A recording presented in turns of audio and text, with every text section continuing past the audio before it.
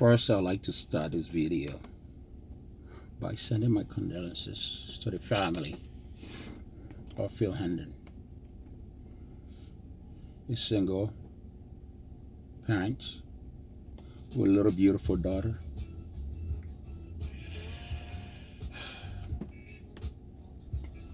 This is the reason that I'm not consistent my irregularities on Facebook and some social media. Every time I turn on social media or Facebook, another bodybuilder is dead, young. Here yesterday, gone today, like a vapor. The question I would like to ask is, why are some people so intimidated or threatened when it's time to ask to start a conversation about the health benefits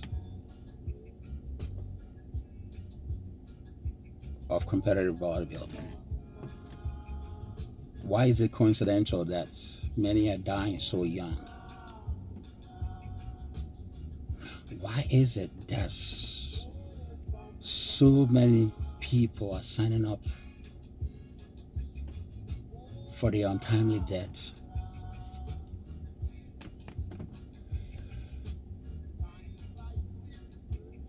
What is it that they're looking for?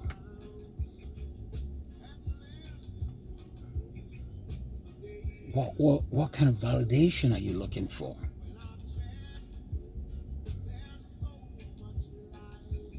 That will make any human being cut short of his life. It will make any human being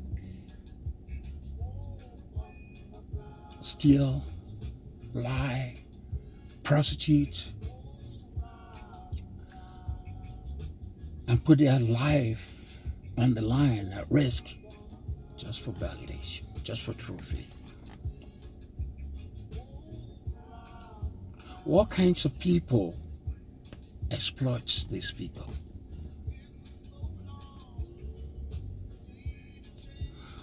Would they like to bury their own children? So many young lives are cut short, but nobody's saying anything. Rest in peace, and everybody moves on. And to my fellow athletes, and those of you that calls yourself Christians, but you're more concerned about likes, but you'll never tell the truth. There's something about this thing called trophy titles. You see, once you sign up to it, you've pledged allegiance to the cult. You can never tell the truth. People compromising their life, their health, their finances, their dignity to work for the cult leaders, to go and reach the cult leaders where they live high and wealthy and long lives. But young people are dying. For what? 5 minutes of fame? Critical time deserves critical thinking. We need to have this conversation. It is time to re-examine competitive bodybuilding. Bodybuilding is not a problem. Competitive bodybuilding is. People are technically jumping off the cliff, dying. The evidence is there. I don't care if this really robbed you the wrong place. I'm not loyal to anyone in there. I'm loyal to the truth. I'm loyal to tell the truth to save lives. And just like I've said, those of us that calls ourselves Christians, but we're not telling the truth. We know the truth. What would Jesus do? What would Jesus do?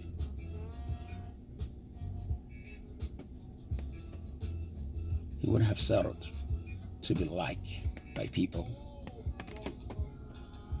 Actually, he wasn't really loved. He was hated for telling the truth. So you come in there, they give you approval, you say all the right things, and you quote the scriptures and all that stuff. But you can never tell the truth to save a life.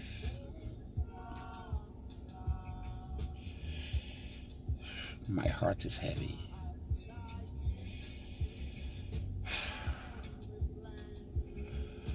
I think this is my calling. We're going to ask questions. We're going to discuss this. What goes on in the mind of these people? I've been trying to I can't understand it. I can't. Right from day one, I just, what's in there? What are the benefits?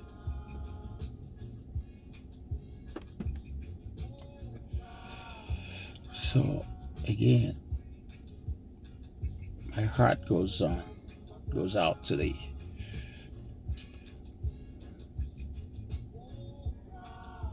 family of Phil Herndon. It's a very hard one to swallow. This is hard. Those that could really help and say something are not. They're compromised because they are afraid their porridge bowl is going to be taken away. That's not even no bowl. That's not even no porridge.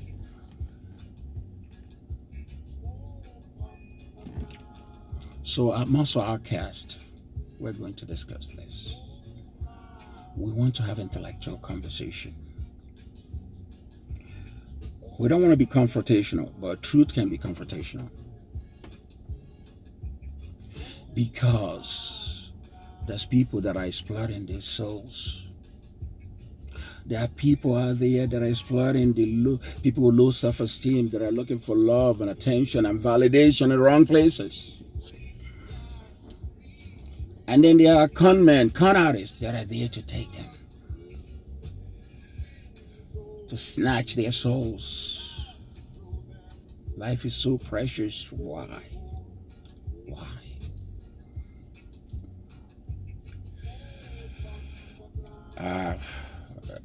This is a difficult time. This is really hard. Phil was just posting a couple days ago. Now he's dead. Now he's gone. And everybody went through their own guilt stuff, rest in peace, this and that. Well, and then the next one, put the good post and say, rest in peace. Isn't it time to start having a real conversation? That's what smart people do. That's what good people do. Okay? If you're not part of the solution, you're part of the problem. And I think we all have played a part in this. And I think it's time for intellectual dialogue. We need to have a dialogue about this. Who are the people that are being enriched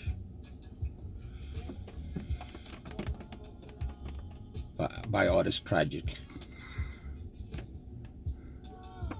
losses? What are those people putting back into the sport? I can't even call it a sport.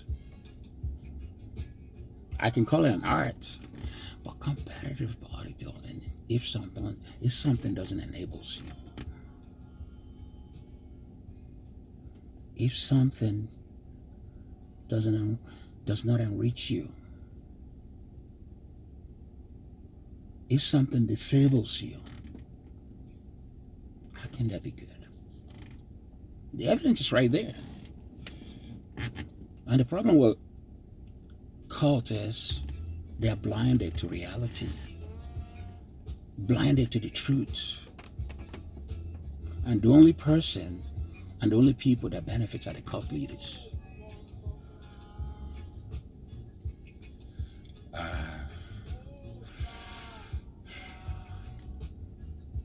lost so many friends over the years, and I still haven't gotten over it yet. And each one of us have to look in the mirror. What are we doing to change this? What are we doing to save lives? Instead of going on Facebook, on social media, and hoarding all the likes, is that more important to you than to speak up and save lives? If you're in a position to save life, if God has given you a platform and you've used it for your own selfishness, on that day, He's going to ask each one of us, what did you do with the gift I gave you?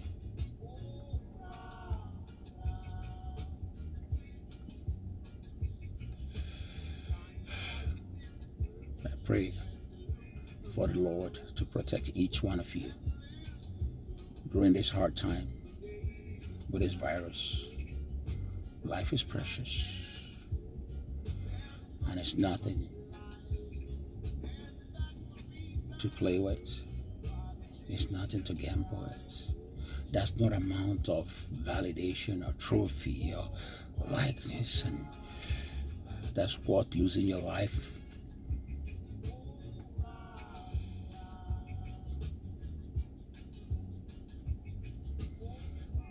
It's time to go back to drawing board.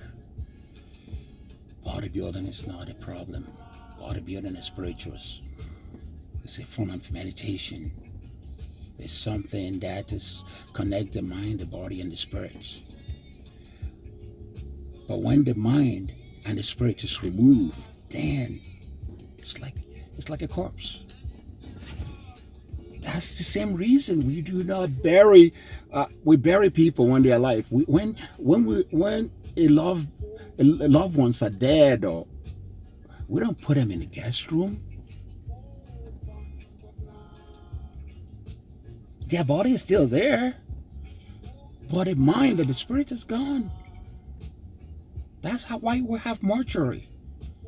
But when something is solely focused on the body alone, then it's like dead man walking. It's like a corpse. And I've been saying this from day one. It's like a discipline. It's like a doctrine. It's a form of meditation. And it didn't make me too many friends.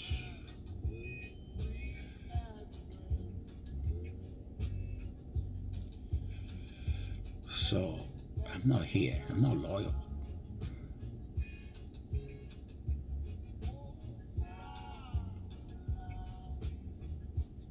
To human validation.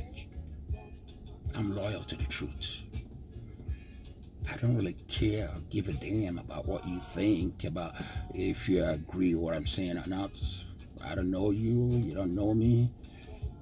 But if I'm going to save life by telling the truth, so be it. That's not that I'm saying now that I've always said right from the beginning.